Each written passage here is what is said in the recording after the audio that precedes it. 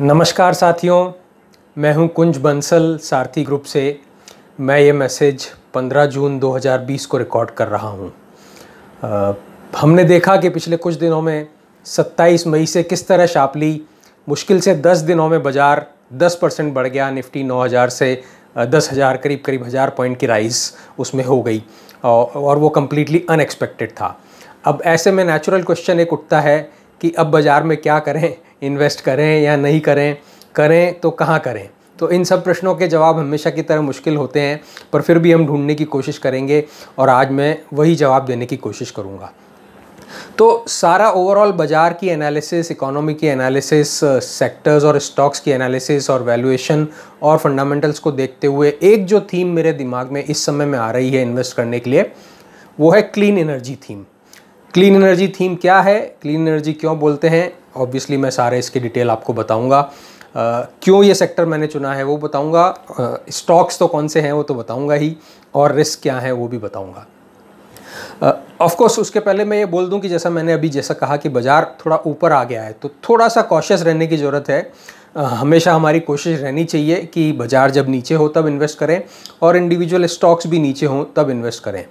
तो हमने पिछले कई समय में मैंने काफ़ी सारे लार्ज कैप स्टॉक आपको रिकमेंड किए हैं जो आप लोगों ने काफ़ी पसंद किए हैं और जिनमें अच्छा मूवमेंट भी आया है। ICICI bank, HDFC life, Nestle, Hindustan Unilever वगैरह वगैरह। तो अब लोगों का ये भी कहना था कि क्या लार्ज कैप ही इन्वेस्ट करते रहने चाहिए।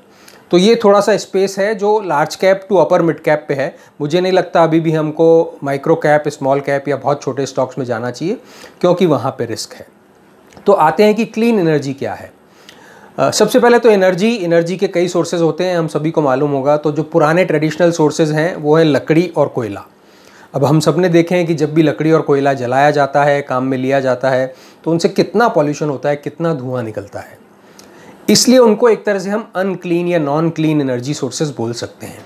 तो अब क्लीन क्या है, उससे हम आगे बढ़ें तो लकड़ी और कोयले के बाद में आता है डीजल और पेट्रोल, पर उनसे भी काफ़ी पॉल्यूशन होता है। तो जो उनसे ज़्यादा क्लीन है वो है गैस, और गैस सेक्टर की हम आज बात करेंगे और गैस सेक्टर में क्या स्टॉक्स हैं वो बात करेंगे। तो गैस सेक्टर जैसे मैंने कहा कि क्लीन एनर्जी मानी जाती है, सबसे कम पॉल्यूशन गैस में होता है और एफिशिएंसी भी ज़्यादा होती है, of course ease of use भी है। तो ये सारे फ़ायदे हैं। पिछले कई सालों में धीरे धीरे गैस की यूटिलाइजेशन बढ़ी है दुनिया भर में भी और हमारे हिंदुस्तान में भी। गैस का मल्टीपल जगह पे यूज़ होता है। तो सबसे पहले तो पावर प्लांट में पावर जनरेट करने के लिए यूज़ होता है। तो जैसा मैंने पहले भी कहा कि थर्मल पावर प्लांट होते हैं जिनमें कोयला जलाया जाता था या अभी भी जलाया जाता है। थर्मल पावर प्लांट आज भी एग्जिस्ट करते हैं, तो काफ़ी पॉल्यूशन होता है। तो अब गैस के पावर प्लांट आने लग गए। दूसरा, इंडस्ट्रियल और कॉमर्शियल यूज़ में जहाँ जहाँ एनर्जी की ज़रूरत पड़ती है, फैक्ट्रियों में, मैन्युफैक्चरिंग लोकेशंस में, उसमें भी गैस का यूज़ आने लग गया है। तीसरा, ऑफकोर्स ऑटोमोबाइल में अब हम सभी जानते हैं कि कार, CNG की कार आ गई हैं, CNG के ऑटो आ गए हैं, धीरे धीरे ये और बढ़ेगा। और चौथा, ऑफकोर्स रेजिडेंशियल यूज़ में जो एक सिलेंडर पहले चलता था वो अब धीरे धीरे पाइप्ड गैस से रिप्लेसमेंट हो रहा है बड़े शहरों में और नेक्स्ट लेवल के शहरों में जा चुका है। दूसरे धीरे धीरे छोटे शहरों में भी जाएगा। तो ये है कि क्या है क्लीन एनर्जी। क्यों मैंने चुना है ये सेक्टर, जैसा हम पहले से बात करते आ रहे हैं कि हम कोविड के द्वारा काफ़ी अफेक्टेड हैं। तो इसमें ब्रॉडली हम इकोनॉमी के सेक्टर्स को दो हिस्सों में बांट सकते हैं। एक सेक्टर जिनकी परफॉर्मेंस में बहुत बड़ा ब्रेक लग गया है, जैसे ऑटोमोबाइल हुआ, कंज्यूमर ड्यूरेबल्स हुआ, उनके हम जानते हैं कि करीब करीब 2 महीने की सेल्स एकदम साफ़ हो गई हैं। होटल्स हुई, एयरलाइन इंडस्ट्री हुई, अप्रैल मई में बिल्कुल बिजनेस नहीं हो पाया है। तो उनमें बहुत बड़ा झटका एक फाइनेंशियल परफॉर्मेंस में आएगा। दूसरे सेक्टर्स हैं जिनमें ठीक है कोविड की वजह से स्लो डाउन या इम्पैक्ट तो सब में आया है, बट रिलेटिवली कम आया है। तो उसमें सेक्टर्स हैं FMCG, कंज्यूमर गुड्स हो गया, फार्मास्यूटिकल हो गया, IT हो गया, थोड़ा बहुत बैंकिंग हो गया। उसी में क्लीन एनर्जी भी एक है। तो इसमें भी ऑफकोर्स अफेक्ट आया है मार्केट का, कोविड का, स्लो डाउन का, और आने वाले टाइम में भी आएगा, पर फिर भी रिलेटिवली लेस है। तो ये एक कारण है कि मैंने क्यों चुना है। ऑफकोर्स जैसा मैं पहले बोल चुका हूँ, क्लीन एनर्जी है, काफ़ी यूटिलाइजेशन बढ़ रहा है, इसलिए ग्रोथ प्रॉस्पेक्ट्स अच्छे हैं, इसलिए मैंने ये सेक्टर चुना है। और एक जो बड़ा कारण है वो इसलिए भी कि न सिर्फ ये क्लीन एनर्जी है, पॉल्यूशन कम है, गैस यूज़ करने से एफिशिएंसी बहुत ज़्यादा होती है यूटिलाइजेशन की, कंपेयर टू कोल या कंपेयर टू पेट्रोल डीजल। तो उस वजह से भी इसका यूज़ बढ़ रहा है। ऑफकोर्स ईज़ ऑफ यूज़ है, तो वो भी एक काफ़ी सारा फ़ायदा है कि बढ़ रहा है। एक और जो इम्पॉर्टेंट कारण पिछले कुछ सालों में गैस के प्राइसेस धीरे धीरे नीचे आते जा रहे हैं और उस वजह से भी गैस का यूज़ बढ़ा है। अब अगर मैं ये बोल रहा हूँ कि गैस के प्राइसेस नीचे आते जा रहे हैं इस वजह से यूज़ बढ़ा है, तो ऑब्वियसली आपके दिमाग में आना चाहिए कि अगर प्राइस बढ़ गया तो ऑब्वियसली वो एक रिस्क है।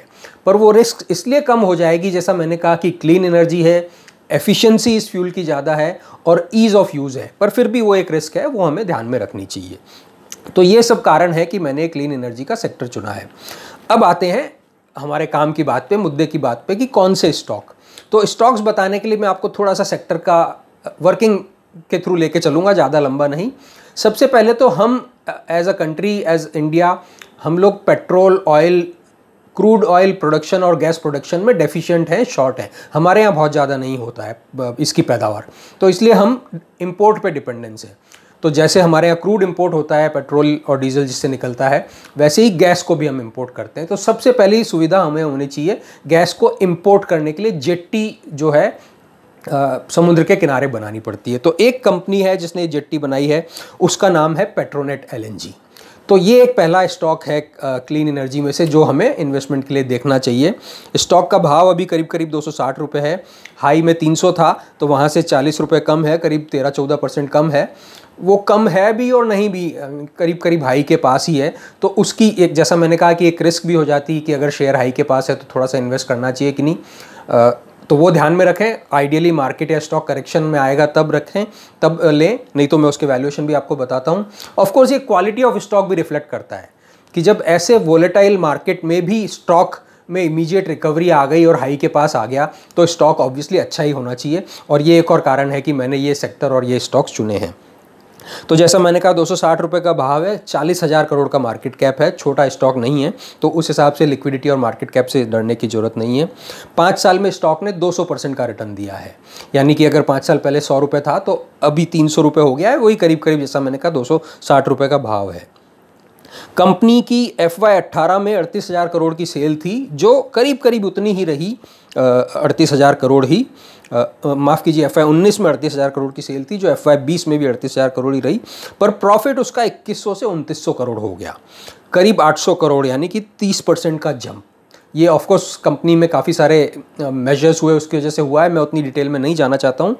तो एज अ रिजल्ट कंपनी का अभी प्राइस टू अर्निंग रेशो है 13 और रिटर्न ऑन इक्विटी है 28%। तो मुझे लगता है ये सब फाइनेंशियल्स और वैल्यूएशंस को लेके एक अच्छा स्टॉक है, आइडियली नीचे में देखना चाहिए। अब हमने इंपोर्ट कर लिया तो गैस को ट्रांसपोर्ट करना पड़ता है। गैस को ट्रांसपोर्ट आप ट्रक से कर सकते हैं, पर वो एफिशिएंट नहीं है, इसलिए उसके लिए पाइपलाइन डाली गई है पूरी कंट्री में। तो दूसरा स्टॉक है जिसने पाइपलाइन डाली है, वो कंपनी का नाम है Gujarat state Petronet limited, GSPL। ये इसने पाइपलाइन डाली है, करीब करीब 2700 किलोमीटर लंबी पाइपलाइन पूरी कंट्री में डाली है। B2B बिजनेस में है कि ये कंपनी अपनी पाइप्स के थ्रू जो गैस ले जाती है वो दूसरी पाइप कंपनी को देती हैं, जो आगे B2C में हम बात करेंगे देती हैं। कंपनी का प्राइस है अभी 220 रुपये, हाई में 260 था। जैसा मैंने कहा कि वैसे देखें तो हम करीब 15% नीचे है हाई से, पर at the same time quality of stock होने की वजह से, रिकवरी होने से हाई के पास भी आ गया है। मार्केट कैप भी 12,000 करोड़ है, जो छोटा नहीं है। FY19 में 9,500 करोड़ का सेल था, जो FY20 में बहुत शार्पली बढ़ के 12,500 करोड़ का हो गया, यानी 3,000 करोड़ से बढ़ गया है। 30% का सेल एक साल में बढ़ा है। अभी कंपनी 9 के PE पे ट्रेड कर रही है और रिटर्न ऑन इक्विटी 42% है। तो ये एक जो दूसरा स्टॉक है मुझे लगता है हमें देखना चाहिए। अब जब B2B में GSPL ने पेट्रोनेट से गैस लेके या दूसरे सोर्सेज से गैस लेके दूसरी कंपनीज को दे दी, वो अब आगे उसको कंज्यूमर्स को देती हैं, इसलिए हम उन्हें सिटी गैस डिस्ट्रीब्यूशन कंपनीज भी कह सकते हैं। वो B2C कंपनीज हो गई, बिजनेस टू कंज्यूमर। तो उनमें कौन कौन सी कंपनी है, तो उसमें सबसे पहला नाम है अडानी गैस। कंपनी का भी 130 रुपये का भाव है, हाई में 200 रुपये था, काफ़ी हाई से नीचे में है। मार्केट कैप 14,000 करोड़ है। FY19 का 1,800 करोड़ का सेल, FY20 में 2,000 करोड़ रुपये हुआ, करीब 10% से ऊपर से बढ़ा। अभी PE वाइज थोड़ा सा महंगा है, 30 के PE पे स्टॉक चल रहा है, रिटर्न ऑन इक्विटी 30% है। तो हालांकि स्टॉक हाई से काफ़ी नीचे है, पर फिर भी वैल्यूएशन में थोड़ा सा एक्सपेंसिव है। कंपनी की गुजरात में पाइपलाइन है और हरियाणा और यूपी में आने वाले टाइम में पाइपलाइन आएंगी। अगला स्टॉक हम आते हैं इंद्रप्रस्थ गैस। 470 रुपये का भाव है, हाई में 530 था। मार्केट कैप है 32,000 करोड़ का। FY18 में 4,600 करोड़ की सेल थी, जो FY20 में 6,700 हो गई। ये सारे FY20 के सेल्स नंबर ध्यान रखें, FY21 में FY20 से कम रहेंगे कोविड की वजह से। पी अभी 26 का है, अगेन थोड़ा सा एक्सपेंसिव स्टॉक है। रिटर्न ऑन इक्विटी 25% है, बट अच्छा क्वालिटी स्टॉक है। ध्यान में रखें, नज़र में रखें, जब भी करेक्शन में मिले आप लें। और आप आगे आते हैं, हम है एक स्टॉक जो मेरे ख्याल से 5वां स्टॉक हो गया, गुजरात गैस। अगेन गुजरात में इसका काफ़ी नेटवर्क है पाइपलाइन का, B2C में इंडस्ट्रियल कंज्यूमर्स को भी है, कमर्शियल कंज्यूमर्स को और रेजिडेंशियल्स को भी है।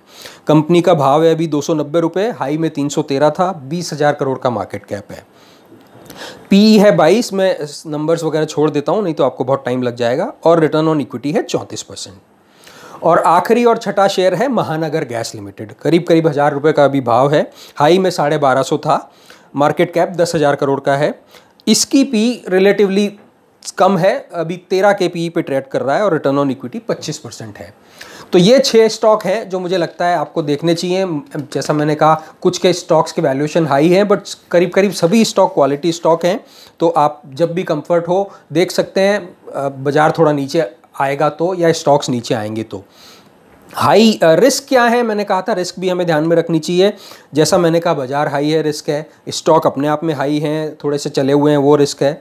गैस प्राइस जो कम चल रहे हैं इतने सालों से, वो बढ़ सकते हैं, तो उसकी वजह से मार्जिन में थोड़ा सा इम्पैक्ट आ सकता है, तो वो एक और रिस्क है। एक जो सेक्टर का रिस्क है वो ये है कि अब ओपन एक्सेस शुरू किया जा रहा है, यानी कि अभी ये B2C वाली कंपनी है जो लास्ट 4 कंपनी मैंने बताई, वो अभी करीब करीब एक्सक्लूसिव मैंडेट है उनको अपने अपने एरिया में कंज्यूमर्स को गैस बेचने का। वो चेंज होकर कंपटीशन अलाउ किया जा सकता है और दूसरी कंपनीज भी अलाउ हो सकती हैं, तो उसको ओपन एक्सेस बोलते हैं। तो अगर वैसा होता है तो एक रिस्क है, और रिस्क कम इसलिए है कि एग्जिस्टिंग कंपनीज ने ऑलरेडी पाइपलाइन डाल ली है, ऑलरेडी कंज्यूमर बेस बिल्ड कर लिया है। किसी भी नई कंपनी के लिए आके वो पाइपलाइन डालना और कंज्यूमर बेस को पकड़ना मुश्किल होता है, पर फिर भी वो एक रिस्क है। ऑफ कोर्स इक्विटी मार्केट का रिस्क ध्यान रखें, मार्केट बहुत वॉलेटाइल है, आपको शॉर्ट टर्म में और मीडियम टर्म में रिस्क हो सकती है। डिस्क्लोजर्स का ध्यान रखें कि मैंने अपने लिए या मेरे क्लाइंट्स के लिए इन पोर्टफोलियोज़ में बाइंग और selling depending on the requirement किया हुआ होगा। तो ये जो 6 शेयर थे, जैसा मैंने कहा, क्लीन एनर्जी पे आप देखें, आइडियली बाजार के करेक्शन में या इंडिविजुअल स्टॉक्स के करेक्शन में इस फेजेस में लें, धीरे धीरे लें। अगर आपको वीडियो पसंद आया तो उसको लाइक करें, कमेंट सेक्शन में जाके आपके कमेंट्स भी दे सकते हैं। आप और कुछ जानना चाहते हैं या मुझे और किसी बारे में बात करना चाहते हैं तो वो भी आप वहाँ पे लिख सकते हैं। आशा है पहले की तरह ये वीडियो भी आपको पसंद आया होगा। देखते रहें, लाइक करते रहें और कमेंट्स देते रहें। आज के लिए इतना ही। मैं फिर से रिपीट कर दूं, क्लीन एनर्जी सेक्टर पे हमने बात की, 6 स्टॉक्स उस पे हमने डिस्कस किए हैं। वैल्यूएशंस कुछ के हाई हैं, कुछ के रीजनेबल हैं। मीडियम टू लॉन्ग टर्म में स्टॉक्स अच्छा चलेंगे। सेक्टर है जिसमें ग्रोथ दिख रही है, इसलिए इनको नज़र में रखें, ध्यान में रखें, अपना जजमेंट यूज़ करें कि कब मार्केट करेक्शन में, कब स्टॉक करेक्शन में उनको लेना है। बहुत बहुत धन्यवाद।